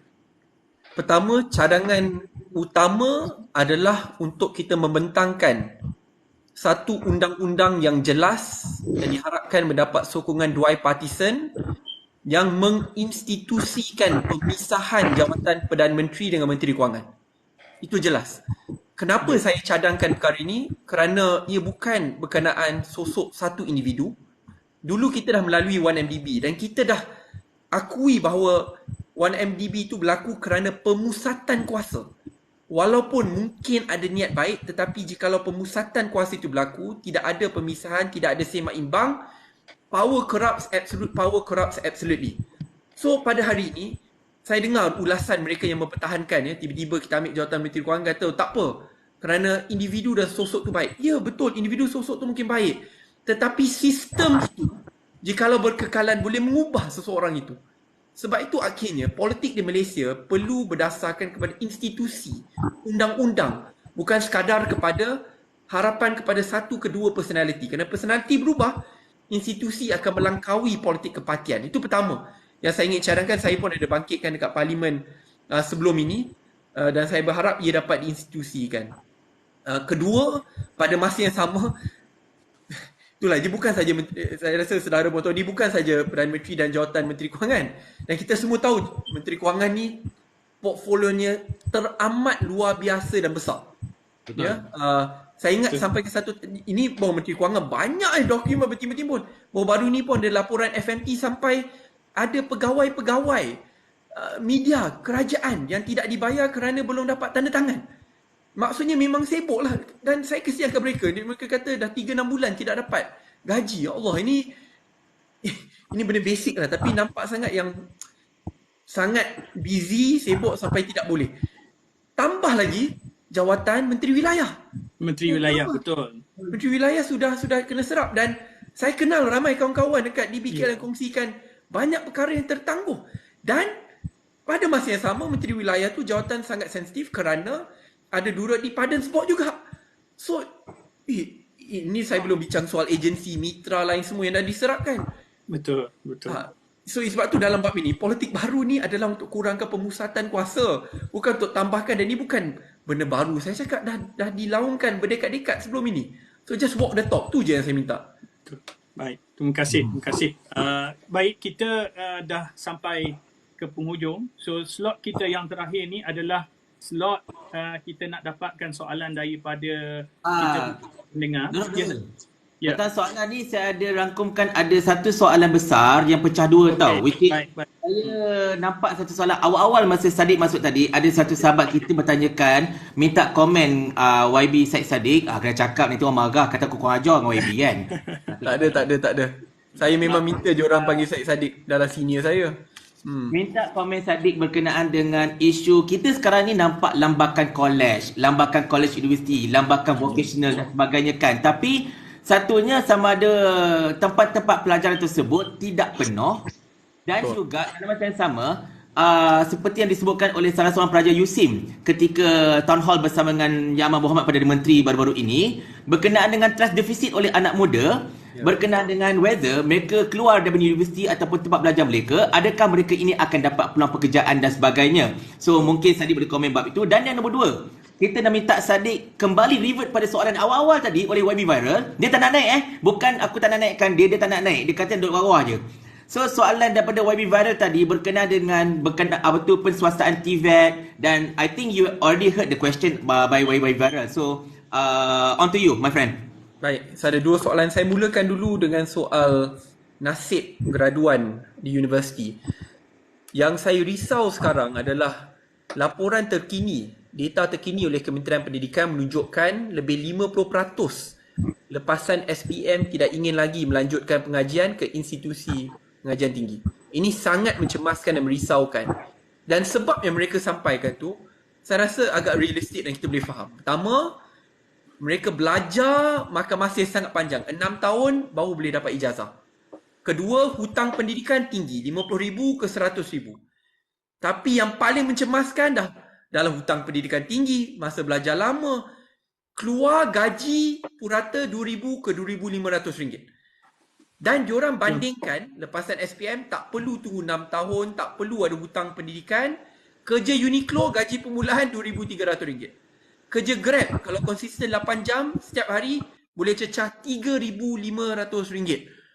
Sebab itu, saya nak salahkan anak muda ni, susah juga kerana there is a structural error in how we formulate our economy. Dan perkara ini perkara yang sangat merisaukan.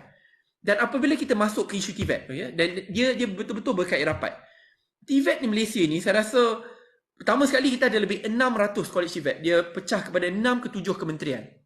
Dan yang sangat merisaukan adalah take up rate. TVET ni sangat rendah. Dia bawah 50%. Sebab tu banyak, kalau saya rasa kalau saudara-saudari tengok, giat mara kat banyak kawasan dah tutup.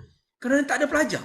Saya ingat dekat IKBN dengan IKTBN, dia punya occupancy hanya 50%. Kurang 50%. Maksudnya kalau ada 300 tempat, hanya 150 yang diisi. Dan yang merisaukan ni tau, kalau kamu nak masuk IKBN, IKTBN, percuma, tak perlu bayar 1 sen, dapat allowance lagi, dan selepas kamu tamat pengajian, keboleh pasaran 97%. Tetapi masih orang tak nak masuk. Dan sebab itu dalam bab ini, saya rasa dia sangat mencemaskan. Tapi bagi TVET nak salahkan mereka pun susah juga. Mengapa?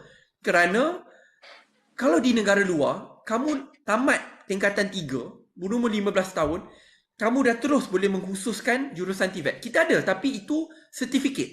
Sekolah, technical atau vocational. Negara lain, kamu dah umur 15 tahun, kamu tambah 2 tahun dah dapat diploma TVET. Dan selepas kamu dapat diploma, bila peringkat institusi pengajian tinggi, namanya micro credentials, you focus. Contoh, saya dah ambil general TVET, 2 tahun diploma, tetapi saya nak jadi, contoh, wildlife photographer yang sangat spesifik.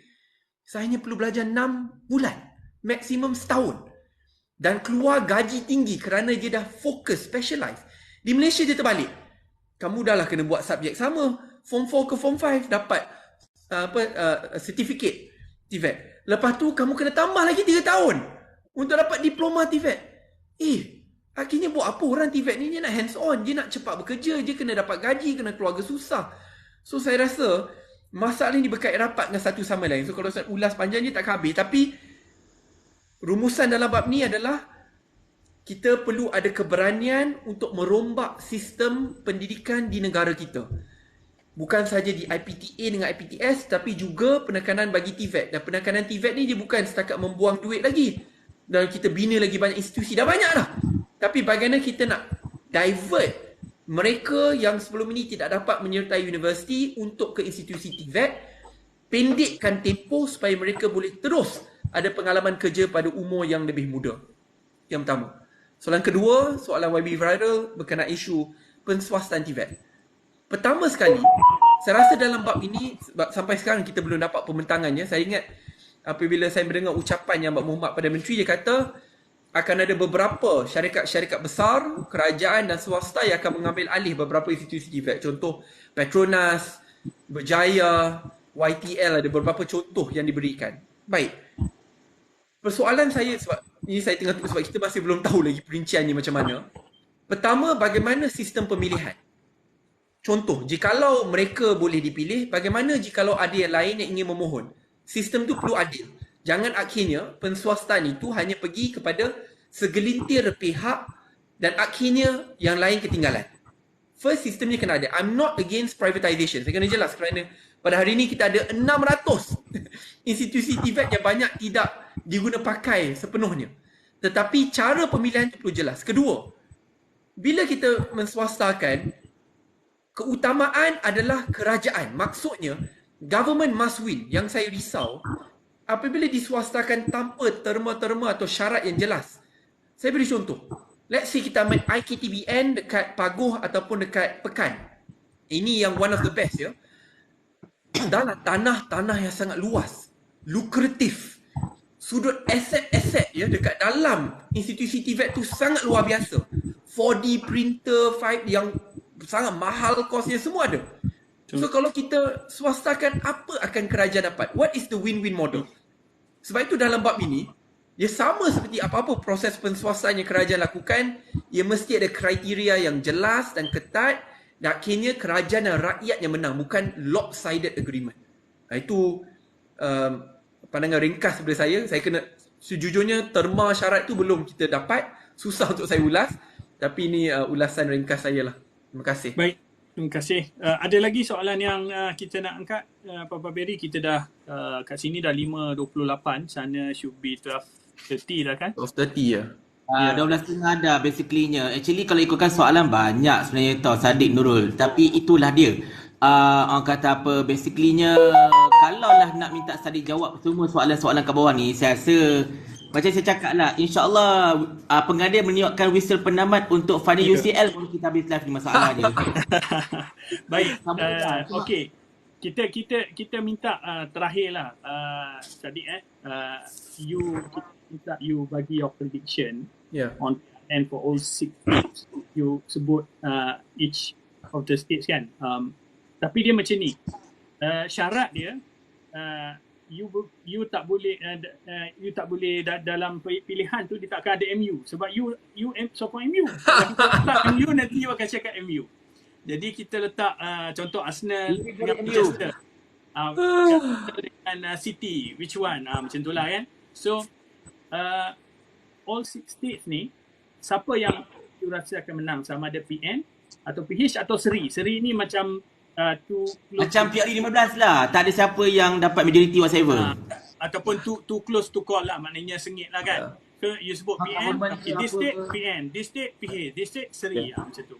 Saya dalam bab ni sepanjang sejam setengah saya jawab semua soalan kontroversi dan sensitif. Cuma saya mohon kelonggaran dalam mengecualikan diri dalam bab ini. Sebagai junior saya mohon kelonggaran. Sebabnya saya rasa dalam bab ini saya ada rasa mood rakyat ni agak luar biasa, agak sukar untuk dibaca. Maksudnya mereka pendam. Dan pendam ni bahaya tau, nak orang Melayu bila dia pendam ni, dia akan luahkan dekat peti undi dan kita akan dapat keputusan yang kita tidak jangkakan. Sambil saya katakan perkara tersebut, saya akan ingatkan kepada semua, don't take the people lightly. Maksudnya jangan terlalu angkuh dan sombong kata bahawa ni jelas saya akan menang 51 daripada 56, clean win 2/3. Jangan. Dia bahaya. Kerana dalam bab ini setiap undi akan memainkan peranan yang besar. Cuma kalau boleh penutup bagi saya dalam bab ini, itu saya mohon pelonggaran sedikit lah daripada senior UIA saya dalam jawab soalan itu. Kau diri sebelah step. Cuma untuk saya tutup sebab ini pun sudah pukul 12.30. Ya, silakan. Pertama sekali saya nak ucapkan terima kasih lah kerana sudi jemput. Inilah namanya politik matang, mana kita boleh bersetuju untuk tidak bersetuju. Walaupun kita berada dalam parti politik yang berbeza, tetapi silaturahim akan berterusan. Walaupun kritikan itu kadang-kadang panas, tetapi jangan kita cepat ambil secara peribadi dan dendam, tak ada. In the end we move forward. Kerana harapan saya sebagai anak muda adalah, saya rasa kita semua muda kot, tak adalah tua sangat kan. Harapan saya adalah untuk kita jadi negara yang maju, kita perlu fokus untuk bertanding dengan negara-negara luar, bukan untuk memecah belahkan rakyat di dalam negara.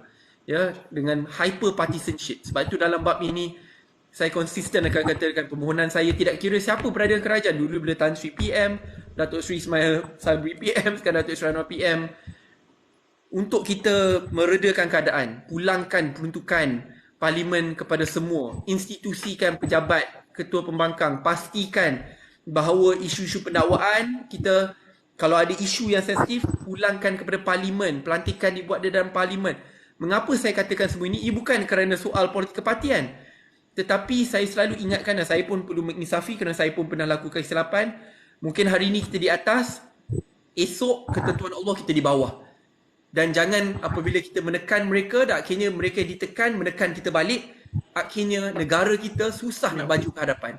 Dan tu saya berharap kita dapat bersama, bersatu, walaupun ada perbezaan pendapat. Itulah politik yang sihat dan matang dan politik baru.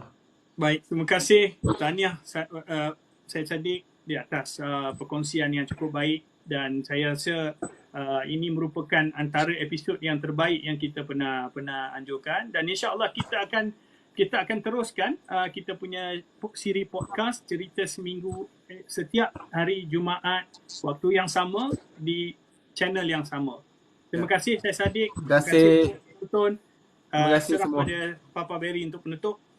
Okay, so apa-apa pun pertama sekali terima kasih kepada Saddiq kerana sudi untuk bersama-sama kami, dan of course tahniah kerana menjawab semua persoalan yang telah diutarakan dengan orang kata apa, saya boleh katakan jawapan yang jitu kan, jawapan yang boleh kata straightforward, terutamanya berkaitan dengan trust deficit berkenaan dengan pembelajaran sebagainya, which is you are better than our Prime Minister in that sense. Sebab Prime Minister bila ditanyakan soalan itu, Prime Minister dia sebut pasal sakau dan rasuah, but you answer straightforward to the question. So I think you are better than him in that sense lah, obviously. Dan of course mungkinlah ada beberapa soalan atau jawapan Syed Saddiq, penangan Syed Saddiq tu yang mungkin kurang saya bersetuju, which is itu normal, tapi tak ada masalah. Sebab basically kita menerima semua jawapan, kita menerima semua pandangan, sebab inilah politik matang. We can always agree to disagree, dan dalam masa yang sama juga kita bukan nak cari siapa menang PN ke PH ke whatever ke tidak. Yang kita nak jadi pemenang adalah rakyat. Dan sebelum kita nak berlalu, saya ingin mengingatkan kepada anda semua berkenaan dengan, saya tahu ramai yang dok bermain-main berkenaan dengan kenangan-kenangan lama Syed Saddiq kan, yang soft tissue rosak lah, banyak pagar whatever tu kan. Anak papa lah main benda ni, saya cakap terus anak papa ni, saya cakap terus, tak tahu kenapa bila Syed Saddiq ini berbeza pandangan, you all sikit, you all nak vilify dia macam tu. Tapi saya cakap terus terang, peribadinya lah, Syed Saddiq dah boleh katakan more mature right now, dan we can see the progress here insyaAllah, dan saya harapkan Syed Saddiq akan terus bergerak dengan lebih jitu lagi untuk politik pada masa akan datang, because insyaAllah you are one of the future of the politics in Malaysia. Dan of course saya nak memanjangkan jemputan daripada diri saya sendiri dan juga YB Viral kepada Syed Saddiq kesudian untuk hadir berpodcast secara berdepan pula dengan saya ataupun dengan YB Viral dekat studio kami insyaAllah. Nanti dekat mana? Studio dekat PJ ke? Dekat area KL, dekat area KL. Dekat je. Nanti insyaAllah kita akan saya nak minta izin ambil nombor telefon. Dapat nombor telefon daripada Sir Nurul Islam. Sure. Great mind things alike. Itulah, great minds think alike. So dia tahu orang nak cakap apa kan. So dia akan dapatkan nombor telefon daripada Nurul. InsyaAllah kita akan cuba set up masa lah. Dan obviously saya nak rangkumkan sedikit sebelum kita berlalu tentang persoalan-persoalan yang dijawab oleh Syed Saddiq ataupun whatever untuk mereka yang mungkin kelambatan menyertai live kita ini. Soalan pertama berkenaan dengan kenapa muda dan bertanding solo, which is Syed Saddiq dah jawabkan bahawa muda bertanding solo untuk menjadi satu check and balance, menjadi satu suara kepada kerajaan. Apatah lagi muda merupakan anggota dalam kerajaan sendiri dan di situ merupakan satu peluang untuk mereka buat check and balance dan mereka juga dalam proses belajar lah. Okey, kenapa mereka tak menyertai mana-mana blok? Kerana mereka dah proses belajar dan mereka nak belajar, mereka ni jatuh sendiri pada muka kau. Itu kisah dia. Dan kemudian soalan yang tambahan juga, hala 7 masih nak berharap kepada jual mana-mana gabungan ataupun third force. Untuk sementara waktu ini muda berhasrat untuk kekal sebagai third force dan sudah pun mengadakan perbincangan dengan PSM, dengan PRM dan lain-lain parti third force di mana pengumuman berkenaan dengan kerjasama mereka kalau ada jeng-jeng-jeng akan diumumkan besok lah oleh mereka semua. Dan kemudian juga ditanyakan berkenaan dengan berapakah calon. Syed Saddiq kata tak banyak, which is benda itu pun membawa kepada persoalan adakah ianya akan menjadi pemecah pada undi. Syed Saddiq kata benda ini kurang daripada 10% pun, kurang 1% pun sebenarnya. Jadi ianya tidak akan memecahkan apa-apa. Sebaliknya mereka cuba akan membawa suara lah secara asasnya. Dan Syed Saddiq jawab juga, biar hilang deposit jangan hilang maruah. I quote you about that. And then kemudian plan lepas pilihan raya pun mereka masih lagi belum membuat apa putusan untuk selepas pilihan raya, whether untuk kekal sebagai third force ke atau menyertai mana-mana pihak ke. Yang itu kita biarkanlah, anak muda ni tak boleh dipaksa. Nanti kan tak pasal-pasal mengajuk lah dia orang masalahnya kan. And then kemudian berkenaan dengan kita ada saudara Nurul Islam ada bertanyakan tentang LCS dan Syed Saddiq telah menjawab bahawa LCS ini sepatutnya memang patut diutarakan sebab laporan PAC telah pun dibentangkan, laporan berkenaan dengan LCS telah pun sudah declassify oleh Perdana Menteri ketika era Perikatan Nasional. So tidak ada alasan untuk tidak membincangkan tentang LCS sebab kod perkataan Syed Saddiq, ini adalah skandal yang lebih teruk berbanding YMDB sebab ianya bukan sekadar melibatkan duit tetapi melibatkan kedaulatan negara. And then kemudian saya juga ada bertanyakan soalan tentang isu tata kelola di mana Syed Saddiq mengatakan bahawa memang isu tata kelola ini tidak sepatutnya berlaku dan itu juga antara sebab mengapakah muda bergerak solo kerana isu tata kelola ini janji-janji yang tidak ditunaikan, kata-kata yang tidak dikutakan dan berbagai lagi lah. Dan kemudian of course Nurul Islam ada bertanyakan tentang JCOM, which is Syed Saddiq kata memang ini dia tak kata, ini kata-kata saya lah. Memang bongok lah masalah JCOM itu je.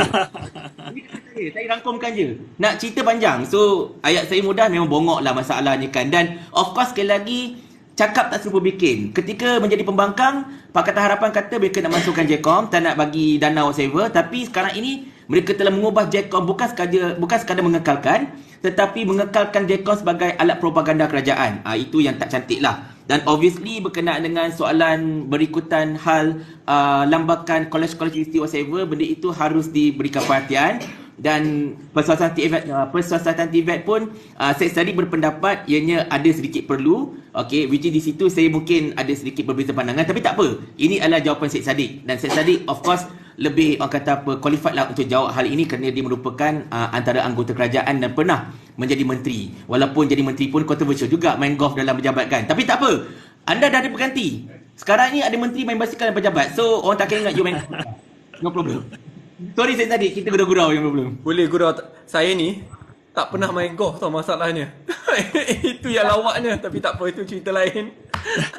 Lain kali kita ulas. Bolehlah kita pergi driving range lah. Kita tebas rumput ramai-ramai insya-Allah. Topi dah ada. Itulah, topi golf dah ada. Okay, last but not least, sebenarnya saya terlupa isu SPRM.